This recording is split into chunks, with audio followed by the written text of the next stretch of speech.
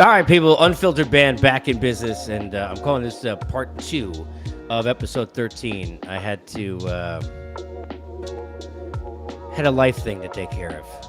You know, kids, dogs, cats living together. I don't like cats, though.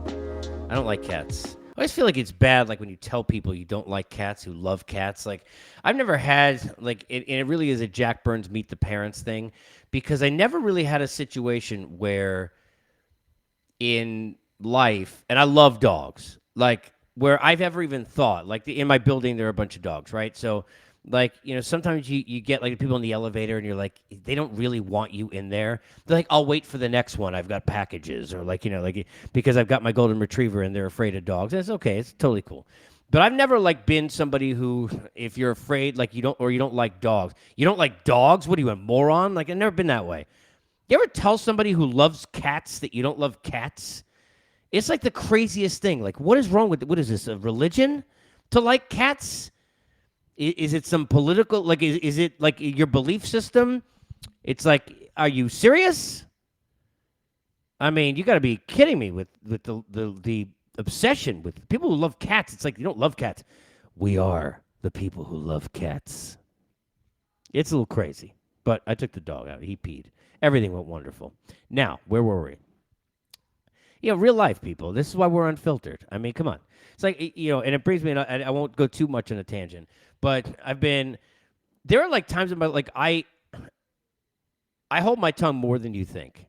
People think I'm very outspoken. I am, but I hold my tongue way more than you think, because there are times where, like, I see people and I'm like, what the heck wrong with you? Like, why are people so conscious and overly conscious about if people knew what they felt, or like how they like really acted, like it's so terrible that society is that way. And you have to be like fake about so many things in life. It really is unfortunate, because I see people sometimes and I'm like, just be you, you know? No, this is unfiltered. I'm not editing. I don't have a crew here. Like, you know, my crew are here all under 8 years old or have 4 legs, you know? And I have a dog and 3 kids. All right. I want to get back into the first half and getting into All-Star. Dad jokes 101. That's what you do. But Cowboys fans are the worst, and that makes everything better. I want to talk about a couple of things here from the first half, all right? And we'll get deeper into All-Star in tomorrow's pod, episode 14, which Spilly will be with me. We're going to really delve into, I didn't want to touch on it much other than the snubs, but we're going to delve into the selections and the first halves and some of the great stories and some of that stuff, so you're really going to get a lot of that. But I wanted to hit a couple of different things here in terms of team-wise from the first half.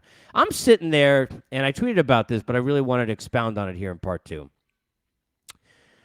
It is amazing how much everything I've always said about the GPS being tied to baseball teams continues to really be true in terms of how you feel as a fan. If you haven't heard me discuss this before, and I've done this for years on air, and I think I did on a podcast maybe in the first episode, but I have always attributed Google Maps, right, or MapQuest versus the GPS to teams that have no idea what they're doing, that drive you up a wall and make you just bananas crazy in the wrong direction as a fan, to the teams that you will be more patient with, get aggravated, but kind of stick with, and you believe in, right? It is the difference between Google Maps and MapQuest. Like, they think COVID broke up relationships. I don't even know. I wish we had numbers on how many MapQuest breakups we had, because that was like a nightmare. I don't know what was worse. You people at me on Twitter, let me know, because I really don't know what was worse. I've been on both sides of it, but when you were driving as that person and someone's trying to, like, you can't look. It's in the dark. They're pointing to you. Like, I can't see what arrow that is. Like, I don't know what that says on the roundabout where to go. And they're, like, reading it to you. Or if it's worse, I think being the passenger, because you don't know what the hell's going on. You can't see it anyway. And even when it's there, it doesn't even make any sense. Like, this road doesn't look like that road. And by the time you say it, the driver is 3 blocks down. You got to go turn the whole way around anyway. It was a nightmare. But as a fan, the point is, when you don't know what your team is doing, it is a nightmare. It sucks. There is nothing worse. There is nothing what your team is doing. When you don't know what your team is doing as a fan, it is the worst. And we've had this situation. I mean, I've had this situation as a fan many times, but I think more so it's a pain in the ass. And I've discussed this since we've gotten to this era where everyone knows about everything anyway. Like, you know, all the prospects. Somebody used to sell you on, oh, this prospect is going to be great, and here's, you know, what he can do. And you're like, yeah, I just watched 7 videos on the guy. He can't throw that curveball. What the hell are you going to tell me now? Like, it's not like that anymore, right? Now we know everything. But in this era of knowing everything and where we live in with all of that, somehow seemingly it has gotten worse that they lie to you even more. If you don't want to win, just tell me you don't want to win. If you're not willing to try and win, just tell me you're not willing to try and win. I don't want to hear the Reds before the season sit there and you're on a talk show and the Castellini is sitting there and he's saying, well, you know, I don't. What else are you going to do, right? Remember that? He said, literally, he said, what else are you going to do? Like, okay, like if you can't root for us, where are you going to go? I don't know. I'll have the Bat app and root for another team. I'll go get an ice cream, get a drink if I'm old enough. Go on a roller coaster ride or a Ferris wheel. I don't know. Get hypnotized to pretend I don't root for the Reds. What the hell? What is this stupid shit is that? But they're like defiant. What do you mean I'm not trying to win? Like, you know, it's why players get so pissed off that they never know how much money the owners have. We don't know how much money they have. We're not paying their salary. I don't want to hear about any of that because you know how I feel about that. But, I mean, come on.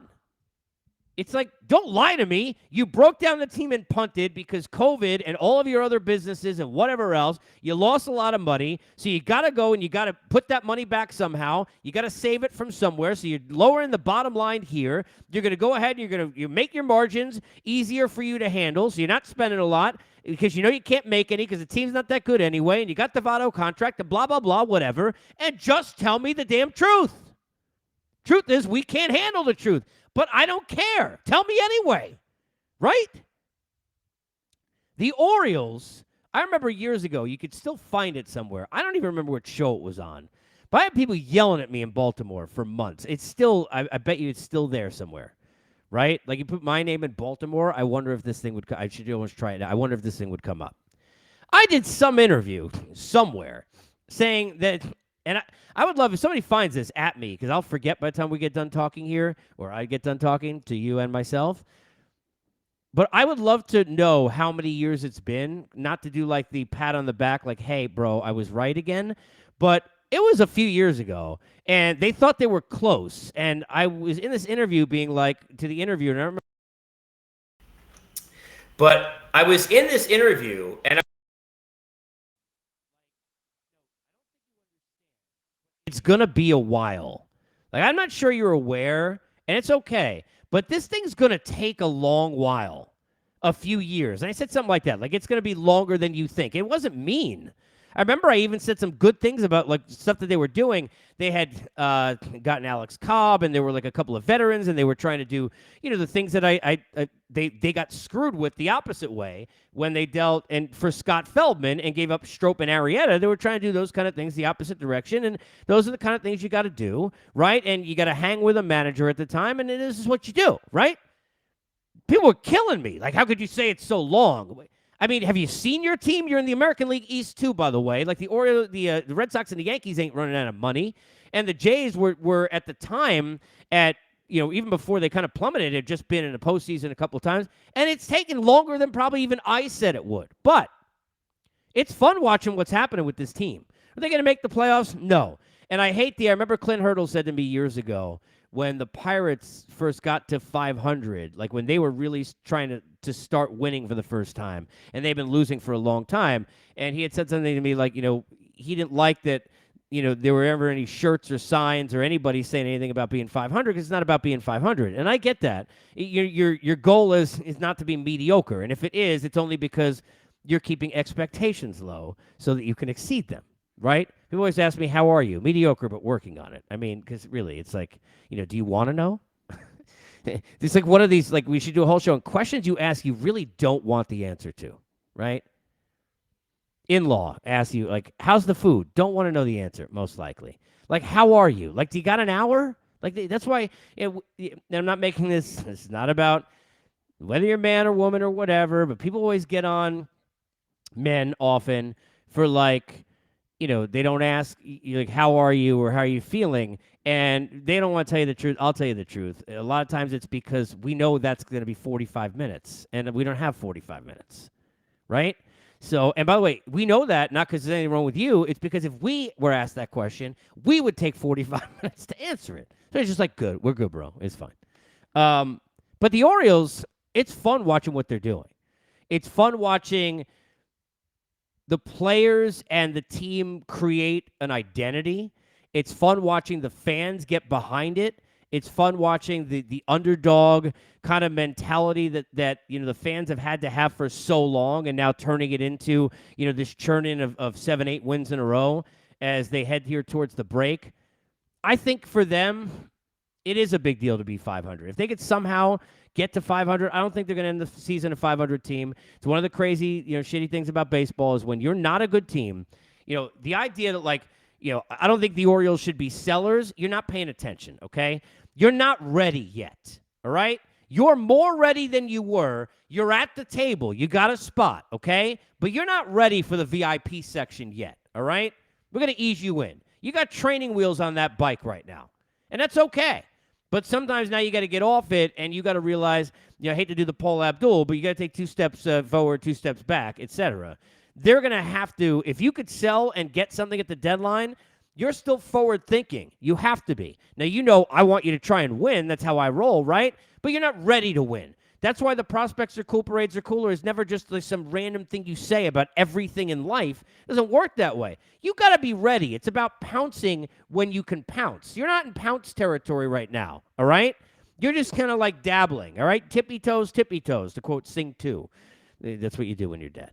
But this is where you're at, okay? You're not pouncing if you're an Orioles fan, but you're in it, and you're playing around with the big boys, and you're there, and you're a factor. I mean, it makes Jays fans feel like shit right now, right? So you're there, but you gotta, and you're in. When you're on the graphic as like 4 out of a wild card, that's what kills you, right? They make you feel bad because you're on the graphic, and I always say that's a thing. Like as a fan, like fans, you don't even admit this or maybe even realize it, but I think all fans have this psychosis I have from like when we were kids. The league leaders would show up. If your guy's on the leaderboard, like when you're watching This Week in Baseball or you're watching whatever, like he's on the board, when they show it up during like pregame, when they're batting practice, the home run leaders, like, oh, my dude's there. Like he's right there, right? He's on the board. When you're on the board and you're close enough in the wild card, scenario to be on the board, you start kind of getting bigger than you're out kicking your own coverage right now, mentally, if you're an Orioles fan. But something magic happens every time you go with the Oriole Magic. It's happening right now. You know what the opposite of that is? Everything the Angel fan feels. Everything. Here they are getting beaten up by the Orioles, swept by the Orioles, and you've got Ohtani, who gets voted in to be a DH, gets selected as a pitcher. You got the best player in the world over the last decade, and Mike Trout. You've got them both on the team.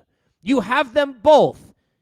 I mean, look, it's not the NBA, right? LeBron can't take the I don't want to keep getting on Boobie Gibson. It's just funny to say Boobie Gibson. Boobie Gibson, Boobie Gibson, Boobie Gibson. But like Ilgauskas and all that, like J.R. Smith, Shumpert, like doesn't matter, right? Hey, look, Michael Jordan, right? We could talk about that the same way, right? What was B.J. Armstrong going to be without him? What was it Williams or is it Bison Daly? What was his name? Who was he doing? Well, Luke Longley and how many other guys? We understand. Like, this is the way it is. That sport, it's easier, right? I've mentioned Tom Brady with his receivers. We talked about running backs with offensive lines. It's not that way, right? Or hockey with a great goalie, right? Doesn't matter who's on the team. If Martin Brodeur is dragging you, then here's another Sergei Breland, mention, right? So it's not that easy in baseball. You can't just have 2 dudes and just carry everybody. But how are you having those 2 players and wasting them? You are wasting them. Mike Trout is being wasted. He being wasted. Ohtani being wasted. I mentioned this a few years ago. This is like 3-4 years ago. This is pre-Ohtani. But I actually went and counted. There was one year, they're both in L.A., quote unquote, because they're not. I mean, all the way down the 5 freeway, we get it's not L.A. But, Trout and the Angels were on either Sunday night at the time they had, or I don't remember the other night, Wednesday night, it was Saturday afternoon, right, Fox. National games. He was on 5 times. The Dodgers that year were on like 14. And it was like 5. How are we 5 times that he's not in the playoffs? It's 5 times? 5? That everybody could see him? I don't know what it is now. I haven't checked for this year on the schedule. Probably more because Ohtani's on there, right? Because he's more of a needle mover, even though, Mike Trout, we shouldn't have to put the lower third, again, graphic on the bottom of the screen, when he's at the Eagles game, telling you who Mike Trout is. But how do you have Mike Trout and Shohei Ohtani, and you show us this horseshit? You suck. It's a nightmare. It's not Joe Madden's fault. It's not one GM's fault. Eventually, when all of the other denominators are gone, you got to go to the one that's common, and this is ownership. Ownership. I said it. Ownership. Look, Artie Moreno has been a good owner and has done a lot of things, and let's get all the disclaimers out of the way. But something happened after the Josh Hamilton contract that has never gone back. When they won at a high level, like every other team, you have to have surprises, right? Like nobody knew Adam Kennedy was going to hit 3 home runs in a big playoff game. You had Erod, K-Rod, Erod. Nobody knows what Erod is. You had K-Rod, who, had stepped up that year and, come up as the 8th inning guy, and you had Percival, and you had the David Ecksteins of the world. It wasn't all stars on that team, right? But you could pitch enough. You had Jared Weaver and Aaron Seeley and whatever else. But, even then, they didn't have great starting pitching. This team's never had Joe Saunders. I mean, this team's never had great starting pitching. But it is unbelievable. It's like they're like the Mike D'Antoni or something of baseball. Do they not know you have to pitch? I love Anthony Rendon. I love Tony. I know he's out for the year, but Tony Two Bags, I love Anthony Rendon. I do. All right? It's a shame for him and this team that he ended up with that deal, not for his bank account, clearly. But that is one of the dumber signings. I didn't understand it then. I don't understand it now. And I remember and Spilly will be with me in the next podcast. With Spilly, we were doing a broadcast at winter meetings when that came out. Garrett Cole had been back and forth and back and forth with the Yankees and the Angels and not sure where he's going to go. You're going to go 8 years. The Angels are amazing this way. Adrian Beltre, if they go, I don't know if you realize, go look at how many third basemen the Texas Rangers had during the Beltre era. 1, a Hall of Famer. Go look at how many the Angels had. I want you to go look. Seriously. Go find out for me. What, they have 30? I mean, I don't even know how many guys they tried to teach to play third base, for crying out loud. And do you know why? Because they wouldn't give, and I think it was 5 and 4, but don't quote me, maybe 6 and 5. But whatever the years were, they were the 2 teams left on Beltre. Texas gave them 1 extra year, and then all of a sudden, Texas gets Beltre all that time, and the Angels had 38 guys that couldn't play. For 1 year. That was 4 years in the future. It's not like 1 versus 2. It's never that. It's never like, I'll give him 1 year, but I'm not giving him 2. It's always like Nelly Cruz. Great example. Sorry, Orioles fans, cover your ears. Nelly Cruz. Remember when he didn't start the season on time, right? And then he ended up getting a prorated deal with the Mariners and then staying with them. All of that was because the Orioles offered him 3 years and he wanted 4, and they wouldn't give 4. Can you imagine if Machado's still there, if Nelly Cruz, who, by the way, they were like, oh, well, maybe the ballpark's too big at Safeco. I don't think so. If he was doing all of that every year in Baltimore those years, they probably still would have won. Don't want to pay the extra year. 4 years from now. But you're winning now. You can make money now. You can then take all that money you make. I know it's crazy. Take all the money you make and then spread it across. Okay, well, guess what? We probably would have made all these extra millions in the postseason. So now we'll go and take some of this money and we'll go ahead and we'll put it into what this dumpster fire is of this 4th year in this deal we didn't want to do where he's 40 whatever years old. But aren't we thankful we made the postseason the first 3 times? Are you kidding? You know how much money you made? It's like what I said about Atlanta. They made with the year after the battery, $430 million. They put 17 back in the team. We act like these guys are going to be broke, sitting there trying to have a Motel 6 leave a light on for them. No, it's not that way. The Angels, with the Josh Hamilton situation, it's like they just lost their minds. Artie Moreno didn't want to spend money. I remember, because look at their pitching, it's the decisions. And those are not just GMs, because going back to, again, what I said about Alex Anthopoulos in a previous podcast, as an example, okay? The GMs are not dumb. They don't get those jobs for being idiots, all right? They understand. They got departments and people with them. They know, right, They understand, like, one player is better than the other, right? They understand that, okay? They know that Pete Alonso is better than Travis Jankowski, just to use two guys that are on the Mets, right? They understand that's stupid. So when they get to that point and they know they need to pitch, and they got Mike Trout, and they got the decisions that have been made and the ownership play in them, I could go on forever. Let me give you a few to make Angel fans really upset. When you won 98 games, I referenced this in part one of this two-part here on episode 13. When they won 98 games, all right, in, what was it, 2015 or 16, whatever it was, with the Royals, when they lost in 3 games. Lorenzo Cain made a great catch, and then Aoki, like, lost his GPS in the outfield, and he made a great catch, right? When they lost that season after 98 games, you go look at that team, and look, they had Pujols, you had Trout, I'm not taking away, we're not poo-pooing those guys, right? C.J. Wilson, who everybody wants to crap on because he threw the 2/3 of an inning in Game 3 when Soch pulled him. You can say whatever you want, but here's what they had, okay? They had Howie Kendrick, and I'm not saying this is bad, but just follow me. Howie Kendrick, who was their most consistent hitter for the last 2 months going in and a tough out, and still Howie Kendrick. And by the way, what did he do years later after the injury with the postseason? And I don't want to hear, well, he got injured. He wasn't then. He wasn't injured then. And David Freese, who was the best hitter during that stretch of 3 games, right? They didn't bring David Freese back, and they traded Howie Kendrick, like, as soon as you could trade anyone, to the Marlins, I think it was, and then he got moved somewhere else. I think he was there for like 4 minutes, one of those kind of things. But, like, was it the Heaney deal? I don't even remember. Like, I don't even remember who they got because nobody even cares anymore. But how could you get there and then realize, you know what'll be smart? Let's take the 2 best hitters on the team, these veteran guys who have really changed our offense, who just won 98 freaking games, and just dump them both. They just dumped them both. Right away, gone. David Freese stays in L.A., did he go to Pittsburgh first, maybe, then to L.A.?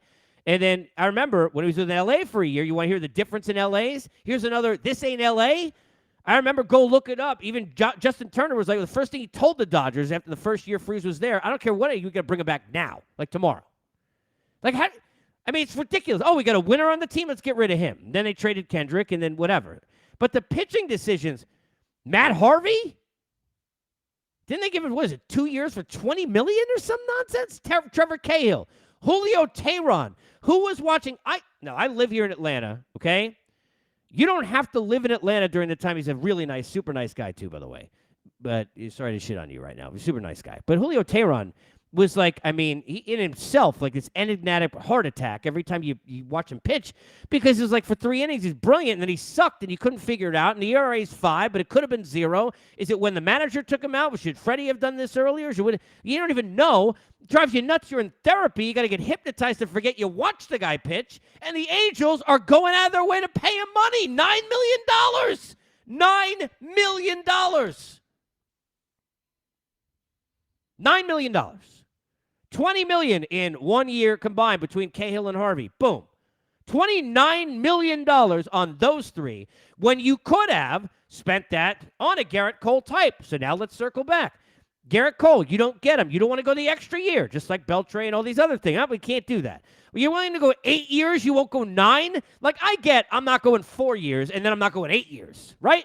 You're not going 9 years, but you'll go 8. So you've looked into the future 8 years from now on this date, and you know what the hell you're doing, but then you look 9 years from now and you feel differently? Are we serious? But they didn't get him. So then what they decided was, if we can't get Garrett Cole, and teams screw this up all the time. The Orioles, by the way, and I had arguments with everybody on our air about this, and this is another one. I won this one because we know what Ubaldo ended up doing. But the Orioles 1 year when they lost, I think it was the year where trying to remember. Norris left and he pitched well there. Tillman got hurt maybe. They needed pitching. They had gone for like other guys that were higher up in the the echelon, whatever. They hadn't gotten them, so they spent $50 million on Ubaldo Jimenez. Like, if you have extra money in your Cash App, do you have to spend it on anything? Like, no, I couldn't get a steak, but give me some Arby's. Like, I don't understand that, really, to be honest with you. But they went and they spent $50 million on Ubaldo Jimenez, and there you go. Buck Showalter's with the Mets now. We're okay with that. But here's a situation where you didn't get Garrett Cole. You don't have to spend them. Anthony Rendon can't pitch. Save the money. Go now. I know what's happened with him afterwards. Everything's hindsight.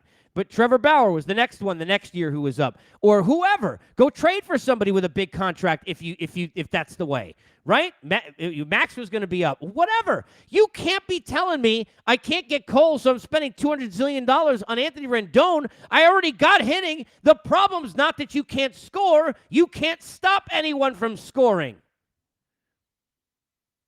Well, don't worry. We'll get Anthony Rendon with all that pitching money, and then Hansel Robles will save us. The guy the Mets had, like, what are you doing? Like, I don't understand anything the Angels do. When it comes to pitching, it's like they have totally punted pitching. You can, in a fantasy draft, like as a just us, right?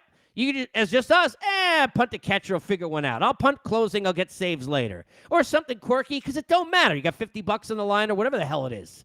You don't you don't punt pitching. You can't punt pitching. You cannot. I don't know if they need somebody at Disney to tell them. Donald got to come over here and quack it to them. You can't punt pitching. They've been punting pitching since the beginning of time, it seems. It is ludicrous. It is literally ludicrous. I need a deep breath. But I love what the Orioles have done. But that's the GPS thing. It's like, don't lie to me about if the Orioles are going to take. Now, I was honest, circling back to funnel this out. About it's going to take a long time. That's okay. I mentioned this before in a previous podcast. The Cubs, when they first took over with Jed and Theo in that group, it's like, we don't know pitching in the system. We're not ready for big signings. It's going to take a while. But they were honest with the fans. Here's where we're at. Here's where we're going next. Here's what we're going to do. If you can't spend money and not willing to spend money, then just don't. You don't want to not tell a fan, hey, look, I'm broke or I'm cheap. I get that. But you don't have to go overboard. It's, again, going back to, I don't have to tell my in-law the food is shit, but I'm not going to go ahead and say it's the greatest thing. Is this hand chuck corn that I've ever had? I'm not going to do that.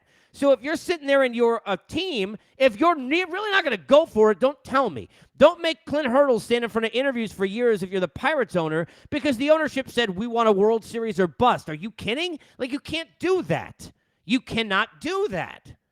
Right? But we've had situations where that happens. The Angels have an owner who's got oodles of money. Money's not a problem for you. I understand you made one bad move with Josh Hamilton, but it's like, a guy who got hit in the helmet doesn't want to go back to the plate again. I mean, it's time to face the fear.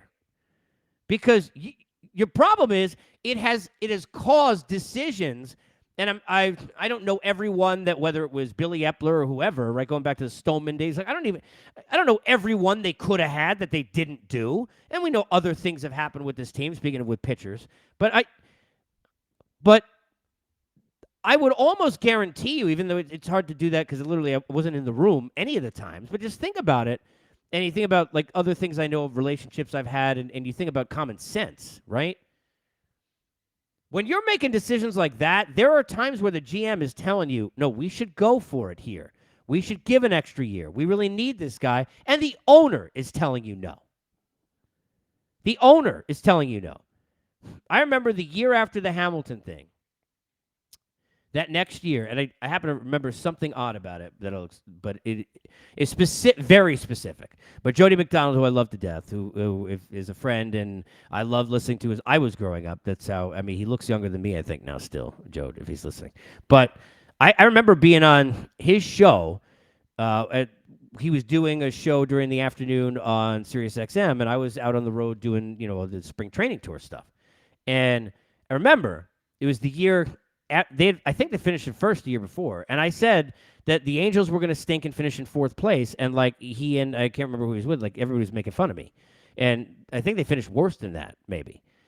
But I remember going to the camp the next year. It was bizarre, and I'm not getting on any of these individuals, but left field that year, Upton, who got overpaid, Cespedes, there were a bunch of others. Again, it's easy now, right?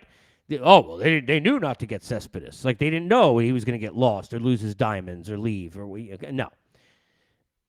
They had Craig Gentry and Daniel Nava and a host of others, and we're just going to figure out the other two outfield spots outside of Trout. And I'm like, this team's not winning anymore. I said it on the air that day. I was there for a day. Now, that's dumb and ludicrous on my part. Thankfully, I was right. But you could just tell they lost it. Like, that go for it was gone. Like they were somebody who was out of a bad relationship and was never going to get a date again until they reminded themselves that they could still like have confidence, or in this case, if they could spend money, because they just were like not themselves. Like you're not Gentry and Nava, you're the Angels. Like it wasn't long ago you won 98 games. Like you got the best player in the world in Mike Trout. Disney's right here. It's a beautiful spot. What the hell are you doing, right? But nope. And by the way, that's how they started spending on pitching and been that way ever since. Been that way ever since. They lucked out with Bundy. They had a couple that but you didn't give up anything to get these guys. Like, what are you doing? A mess. I hate that. If you're going to win and try to win, then I'm behind you. If you're going to try your best to win, but you can't spend a lot, but you're honest with me, I'm behind you. If you're going to sell me a steak and give me Arby's, I'm not behind you. I'm way out in front of you because I'm on the run. Run, I ran so far away. I mean, come on, man. Don't be selling me a Mastro steak, then give me some old wet roast beef.